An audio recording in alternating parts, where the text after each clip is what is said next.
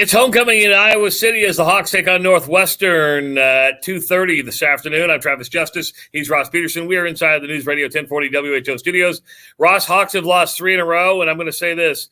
They need a win.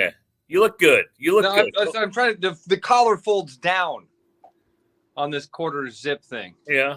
Yeah. But you look good. Thanks. I don't feel good. Dude, I don't feel good at all. I don't feel – You got the Rona? No, not Rona. I mean, I'm talking Hawk feel. Oh, okay.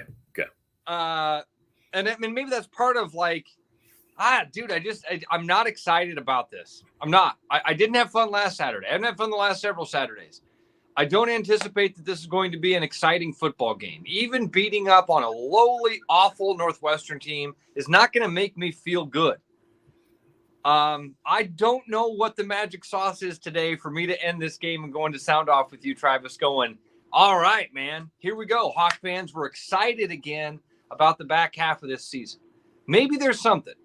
And again, maybe it is by the time we get to halftime, I do go, all right, look at that. The offensive line's moving people around. The defense is going to be fantastic today. That I'm sure of. Special teams will do great stuff. That I'm sure of. What's the offense going to do, Travis? What are we going to get excited about today? I would be excited if they were able to run the football. I would be excited if they were able to, put up 17 to 24 actual offensive points. I would get excited about that. I know that's you say 17 to 24. I'm like, yeah. I mean, to me, that's like that would be the equivalent of I don't know what's a high scoring offense. Oregon scoring like 50, right? I mean. Hell, and if they got to 30, that would be a bonus. I don't think that's going to happen. Yeah. But you know what, Ross? I would like to see some good balance. I'd like to see around – it would be nice to get 400 yards of total offense. That's probably not going to happen. I would be satisfied with 350. And really a bonus is anything over what they're at now is, 245, 237, something like that. So – I would like 350 yards of offense. That would make me feel a little bit better. That'd be great. I mean, honestly, over 300 yards of offense, I think wouldn't be great. I don't want to say that. That's what I'm anticipating. I think is fair. And leave John's comment up because I want to read that. But I also want to tell you about an experience that I had today that I think is we might reference throughout the night tonight. Okay. I'm watching the Iowa State Oklahoma game. My wife is working today, so I've been in charge of kind of running the kids around. My son went up to the game actually with his cousins, so I'm taking my daughter to ballet. When I took Audrey into ballet was when Oklahoma ran the fake field goal. So I come back out and I see that Oklahoma has scored. So I went back through the game on my phone, and then I watched the game, and then I would, after every snap, I would hit the 10-second button. Travis, in live game action, when the clock is running, if they don't have an incomplete pass, if they don't have a first down to stop the clock, Oklahoma snaps the ball every 10 seconds. That's a pace, isn't it? It's crazy. That's a pace, dude. And it was hard for Iowa State to keep up with that at that moment in time, too. They were going. Yep. The ball was set. They were lined up. They were getting their play. They were snapping the ball. There was none of this. Okay, everybody slow down. Going to run the play in. Snap the ball with 5 seconds on the clock. It had a whole different feel. Now, I had a lot of thoughts that came with it. One of them was, man, they're getting ready for SEC ball, ain't they? But Oklahoma's done that. Oklahoma has had that sort of pace. College football has had that sort of pace for a long time. But man, when you're a Hawkeye fan and kind of looking at this day today, knowing that even if the Hawkeyes win, they're beating Northwestern. If they lose, it's a bad day to be a Cyclone fan today because you're realizing that your chances of being bowl eligible are slipping away. 5 in a row, Iowa State's lost. First time that's happened since 2016. While I can't think of a scenario that makes me go raw today, like, man, we're set up for the second half of the season, there's a lot of really bad scenarios that come with today. There really are. There really are. So I think it'll be interesting. The quarterback situation is going to be interesting. I wish, Northwestern has won 3 in a row at Kinnick Stadium. 3 in a row at Kinnick Stadium. If they win today, it'll be the first time in school history they've ever won 4 in a row at Kinnick Stadium.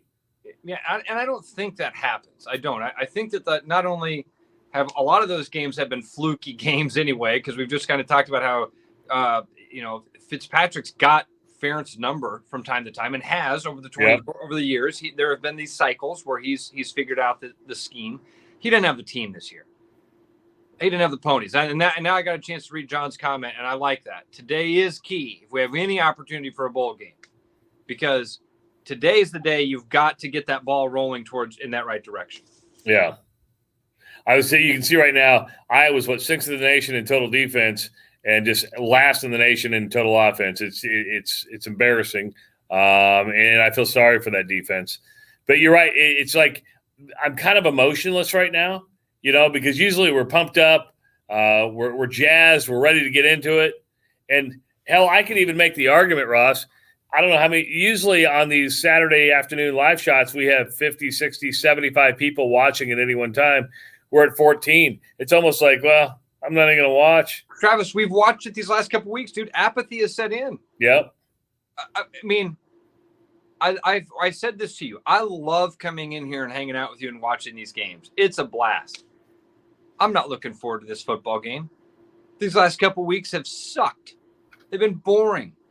And so I'm just and I know a lot of fans are feeling that exact same way, and that's frustrating. Apathy is setting in, dude.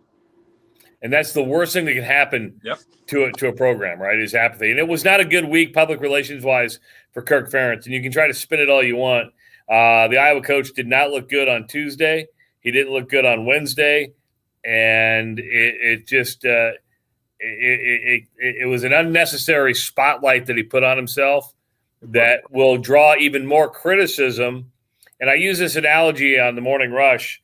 The wolves are circling, man. And I'm not talking the Iowa media. I'm talking the national media is circling. They've been waiting for the right time to go after it. I know some people think it was a hit piece that Doug Marie did. It wasn't. It was more of the Iowa Hawkeyes were a subject of a greater story of nepotism in college football. They just happened to be the subject. But the Wolves, after that, the Wolves will start to smell blood.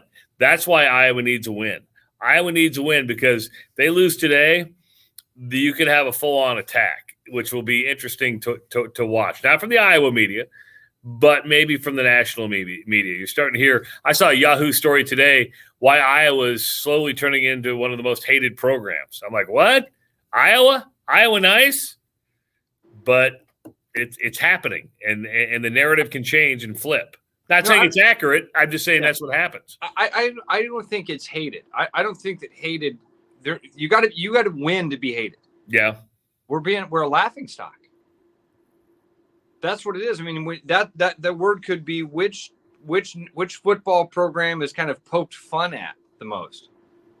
I mean, there was a tweet going around the other day, not only about there was a tweet that said that the Hawkeyes would have been better off statistically punting on first down than actually running an offense last week against Ohio State.